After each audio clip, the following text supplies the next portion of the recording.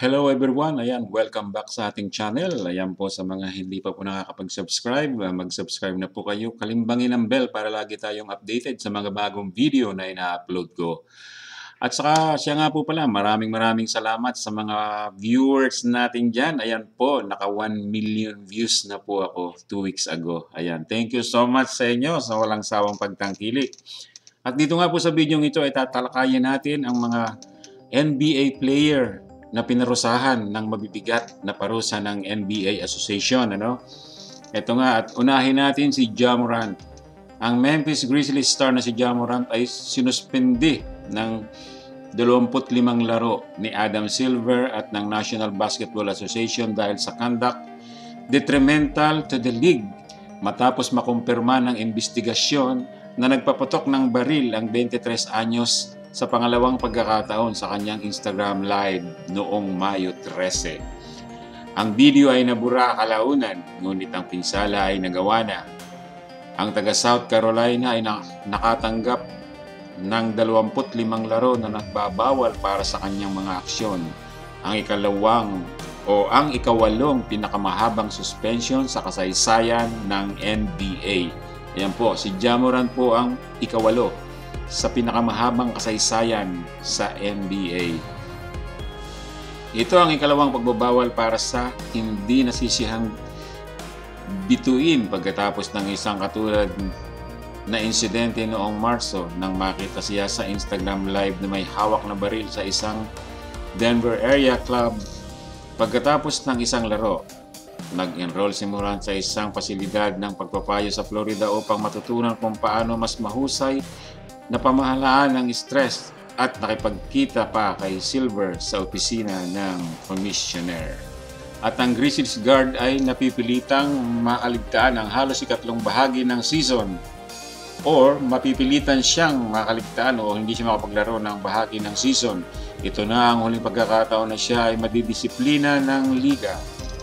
Dahil diyan ay nakakatuwang makita kung saan ang pagkakasuspende ni Morant sa kasaysayan ng pinakamahabang pagbabawal na hindi nauugnay sa droga sa NBA at ang 7 manlalaro na nakakuha ng higit sa 25 laro para sa kanilang mga aksyon sa buong kasaysayan ng liga. At sa wakas, napunta tayo sa 23 taong gulang na si Ja Morant na nagsilbi ng 8 larong suspension. At hindi na ngayon ang unang ikatlong bahagi ng 2023-24 season pagkatapos magpa-flash ng baril sa Instagram Live. Ang pangalawang insidente na naugnay sa baril sa 2 buwan, tinawag ni Adam Silver ang pag-uugali ni Morant na irresponsable, walang ingat at posibleng napakadelikado. Bagamat hindi sila sinampahan ng krimen, ang young star para sa insidente ng baril, hindi ito nangangahulugan na hindi siya bibigyan ng NBA ng ikawalong pinakamahabang suspension sa kasaysayan ng liga sa NBA. Kaya naman si Ja Morant ay nagkamit ng parusa na hindi makakapaglaro ng 25 laro sa loob ng 2023-24 season. Ang ikapitong manlalaro sa NBA na naparusahan ay si Kermit Washington. Isang away sa pagitan ng Los Angeles Lakers at Houston Rockets noong 1977 ang naging sanhi ng Kermit Washington 26 laro matapos niyang suntukin si Rudy Tomjanovich sa mukha na nabali ang kanyang bungo matapos sumiklab ang scalpel sa paligsahan sa pagitan ng Kareem Abdul-Jabbar and Lakers at Kevin Garnett ng Rockets. Pumagitan ng Washington at naghagis ng suntok na nawi sa pagkabali ng bungo ni Tomjanovich. Malamang na kung nangyari ito sa modernong NBA, ang suspension ay magiging mas malupit o grabe. Ang ika-6 na pinarusahan ng NBA Association ay si Miles Bridges.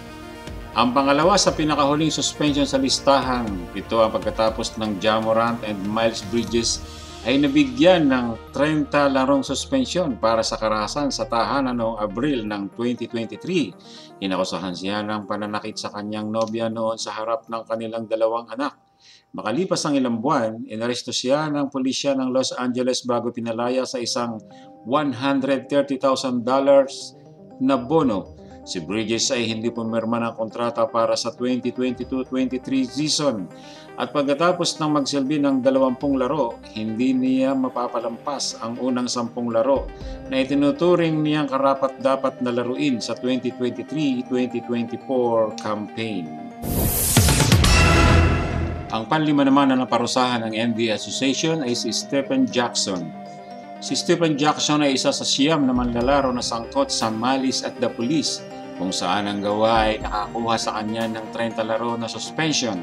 Kasunod ng unang alitan sa korte sa pagitan ng Pacers at Pistons, isang fan ang naghagis ng inumin sa Sanford Artes. Sinundan ni Jackson si Artes sa crowd para harapin ang fan na naghagis ng inumin, na halatang humantong sa mahabang suspension. Ang pang-apat na manlalaro naman ay si Javaris Crittenton. Javaris Crittenton nagmumula sa itaas, nakatanggap din si Crittenton ng 38 laro para sa kanyang papel sa drama ng Gilbert Arenas. Ang 38 laro na suspensyon na ang natitirang panahon ng 2009-2010. Inamin ng dalawang manlalaro na pagpapakita ng mga diskargadong baril sa Wizard locker room, isang insidente na nagdulot ng malaking alalahanin tungkol sa pag-uugali ng manlalaro, ang pagkakaroon ng mga baril at mga paglabag sa mga panuntunan ng NBA. Kinasuhan si Crittenton sa mga kaso na may kaugnayan sa insidente at umamin ng guilty sa misdemeanor gun offense. Pangatlong manglalaro ay si Gilbert Arenas. Si Gilbert Arenas ay isa sa mga masikat na suspension sa kasaysayan ng sports. Si Gilbert Arenas ay pinatawan ng 50-game suspension dahil sa pagdadala ng mga baril sa locker room ng Washington Wizards sa isang alitan kasama ang teammate na si Javaris Crittenton noong 2010. Ang orihinal na suspension ay para sa natitirang bahagi ng 2009-2010 season na may 38 laro, ngunit nakaligtaan na niya ang 12 paligsahan matapos ma-indefinite suspension habang nasa ilalim ng investigasyon dahil sa di umano'y pagdadala ng baril at pag-iimbak ng mga hindi lisensyadong baril. Ang ikalawang manlalaro sa NBA na naparusahan ng isang mabigat na parusa ay si Latrell Sprewell. Si Latrell Sprewell ay nasuspindi ng 68 laro noong 1997 matapos ang pakikipagtalo kay head coach PJ Carcelimo. Bagaman ito ay orihinal na 10 laro lamang ang ban, ang Golden State Warriors ay nawalan ng visa sa natitira sa kanyang kontrata at sinuspindi siya ng 1 taon. Nabawi ni Sprewell ang voiding matapos ang isang apila at ang suspension ay nabawasan ng 68 paligsahan na ang natitira sa 1997-98 season. At ito na nga ang may pinakamahabang. Muli, maraming salamat sa inyong pagtangkilit. Magkita-kita tayo muli sa susunod na video. God bless everyone.